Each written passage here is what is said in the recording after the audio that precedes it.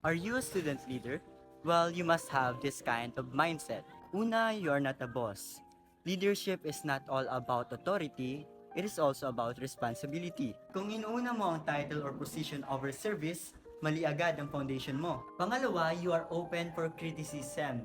If you can handle feedback or complaint, you are not a leader. You are just a position holder. Pangatlo, never be neutral when something is wrong. Silence in the face of unfair policies, favoritism, or abuse is not professionalism. Kaduwagan yan. Pang-apat, know the limits of your power. You don't control people.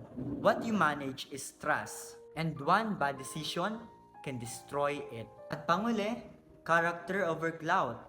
If you only do the right thing when there is a camera, an election, or praise, you are not leading.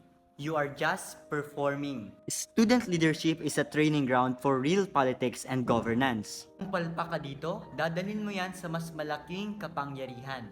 So ask yourself, what kind of leader are you becoming?